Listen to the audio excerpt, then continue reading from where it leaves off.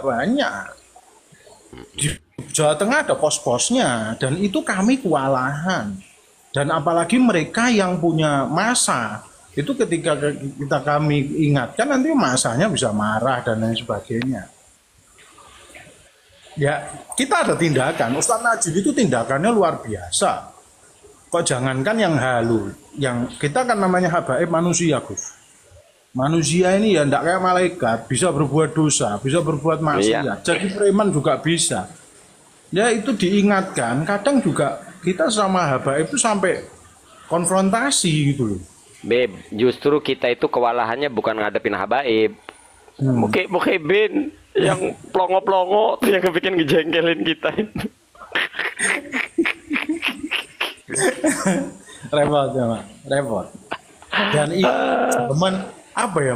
Ceramah-ceramah yang saya dengar mengenai kemarin itu cerita-cerita yang tadi antum bahas mengenai mungkin ceramahnya Oknum Habib yang wah terlalu apa ya? Terlalu halu lah cerita rantai emas dan lain sebagainya kemarin itu. Itu cerita-cerita yang tidak kita temui dan apa ya? Saya lihat memang cerita itu diucapkan mereka, tapi yang goreng lebih banyak kayaknya ya Gus. Iya. Yang goreng kayaknya lebih banyak karena apa ya disebarkan. Saya tahu orang-orang itu, saya tahu bahkan sebagian dari mereka yang pernah ceramah itu pernah telepon saya dan saya ingatkan. Kayaknya Beb, ya hikmahnya kenapa kita tegur di publik itu ya agar mereka berubah gitu. Ke depan gitu, artinya ya umat sudah berani gitu ya, biar mereka nggak terlalu berlebihan. Umat kritis dan medsos ini liar sekali, sekali. Toh malah yang dibully bukan mereka, hanya justru tokoh yang diceritakannya ini kan yang berbahaya itu gitu loh. Bahaya. Nah, sementara masyarakat itu kan netizen fa innahum la ya'lamun. Ya kan sekarang fakih muqaddam yang jadi olok-olokan malah fakih muqaddamnya. Seperti itu. Kalau kasarnya beginilah kalau untuk meluruskan tentang pandangan orang ke fakih muqaddam, kita harus ya ngejengulin satu Habib, ya kita lakuin lah karena mereka ini kok ya orang-orang itu si oknum ini kok masih begitu-begitu aja gitu loh. Iya, kita kayak gitu tuh sebenarnya kita keras. Ada satu Habib, saya tidak perlu nyebut namanya ya, nanti jadi saya tidak enak, saya jadi ribut apa-apa.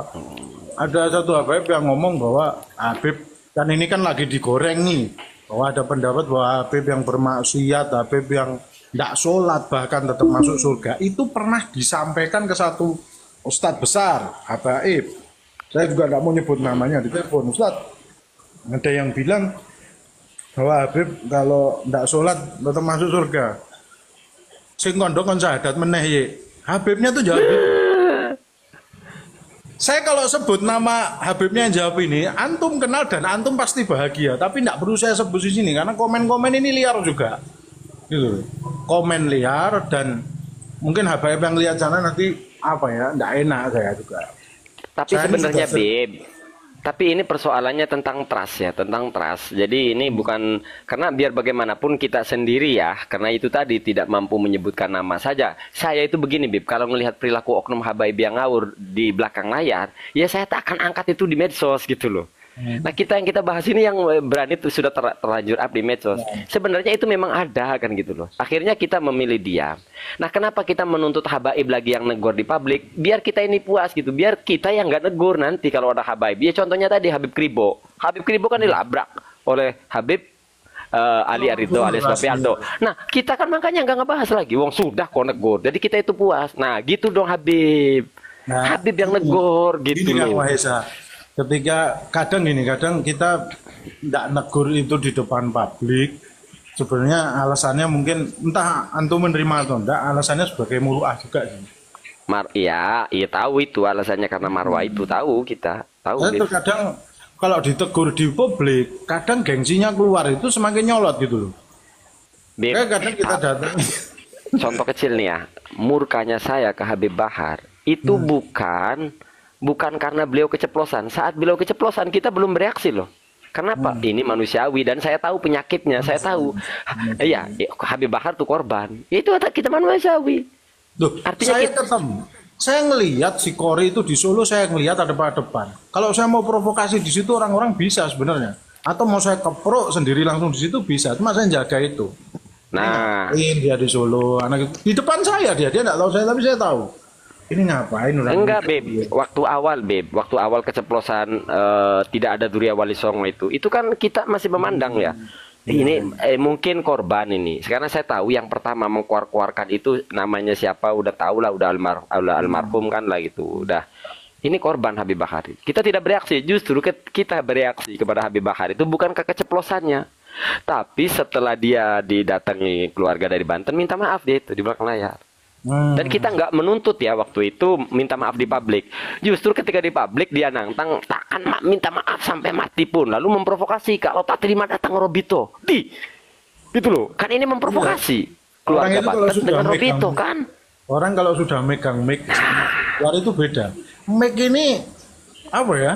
Mungkin ada setannya kuat kali ya. Setannya kuat. Kali ya. Setannya kuat. Kalau megang mic itu bisa lupa loh. Betul. Saya sendiri merasakan. Kadang saya kalau sudah ceramah di Hayal Aram ini kadang ada hal-hal yang nyeplos yang apa astagfirullahaladzim kadang juga enggak pantas gitu loh karena memang mic ini bahaya. Makanya artinya apa, Beb? Artinya kita itu ya melihat manusia sebagai manusia. Artinya apa? Ia berpotensi salah. Kalau kesalahan itu cuma sekali diingatkan. Jadi kita juga udah cukup gitu loh. Tapi justru itu kita mereaksi itu ketika dia nantang itu loh. Sampai mati tidak akan minta maaf. Ngajak panjang nih orang. wah repot. Ini sekarang bab-bab yang dulu dibahas hanya dalam komunitas orang-orang alim, komunitas yang sekarang dibahas di luar medsos dan orang awam mengkonsumsi dan mereka ngomong semua. Wah, tahu nggak?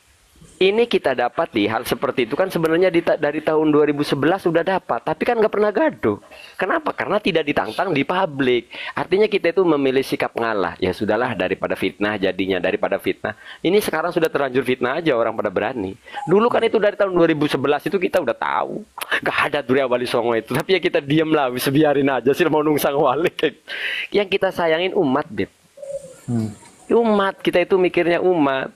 Tapi ketika nadanya di publik nantang kan udah beda urusan. Yang bermasalah itu Imaduddin. Lo kok babat semua begini, lo hantem aja Imaduddin gitu loh. Ya kayak kemarin ya. Yang bermasalah kan ke Imaduddin. Lo bantah aja ke Imaduddin, kok bawa-bawa nama baru lagi seorang tuh bagus. Kayak Fatul Azim lagi. Waduh, ini ampun kapan selesainya ini. Selesai. Gitu. Ya, jadi mengenai apa tindakan kita sudah bertindak. Itu sudah dari tahun berapa? Kita bertindak saya dari tahun berapa tuh sudah banyak ngiling kan orang-orang itu. Dawir terutama ya di Dawir karena dulu ceramah halu gini enggak ada di mimbar-mimbar, Gus. Enggak ada, saya baru tahu-tahu ini keluar di video loh, kok ada ceramah cerita Habib gini, cerita Habib ini, saya miris juga nih. Dulu enggak ada, cuma dulu memang kita urusannya ke arah Dawir. Dawir itu kita ingatkan betul. Karena dulu waktu itu masif gitu ya. Karena waktu itu masif. Entah Jawa Tengah ya, konturnya Jawa Tengah karena saya banyak berkecimpung di Jawa Tengah. Tapi kalau Jawa Barat ke Jakarta, wallah alam dari dulu apakah seperti itu sudah rame? Oh, karena waktu itu yang memang masif dari oknum habaib ini Dawir. Jadi akhirnya buat apa ya, laskar khusus untuk menegur oknum-oknum habaib. Dulu Pak De saya, Beb. Dulu Pak De saya itu bukan Habib ya, Habib palsu itu ya, bukan Habib Dawir. Dawirnya ini memang bukan Habib tapi Habib palsu. Itu Pak De saya. Itu didatangin Habib yang asli. Wah, Baji benar nggak sering didatangin si ini? Iya katanya. Udah lain kali ya Baji nggak usah diturutin kemauannya. Itu bukan katanya. Itu bukan bagian dari kami. Itu orang palsu. Karena kata Pak De saya enteng jawabnya. Pak De saya mah. Bodoh amat urusannya dia dengan Allah, dengan baginda Rasul nanti. Lalu orang-orang kadang ya gurunya sendiri sudah ngingetkan guru, namanya guru. Karena kadang Habib-Habib ini ada yang lulusan pesantren ini. Itu ketika mereka buat ulah pasti sampai ke gurunya dan gurunya itu pasti ngingetkan. Tapi memang apa ya mentalnya mereka seperti itu. Seperti benar yang apa antum katakan itu sekarang ada banyak yang muda-muda ini yang keluar megang mic dan mereka tidak punya apa namanya ya tidak punya kapasitas ilmu yang mumpuni. Satu itu juga mereka juga nggak pernah apa ya memulai dakwah itu dari bawah langsung ke panggung ila panggung itu. Makanya ketika mereka menemui ketenaran ya sudah terus juga apa namanya di basa Jawa niki diujo. Apa ya? Di semakin di apa nih? Dilulukan terus.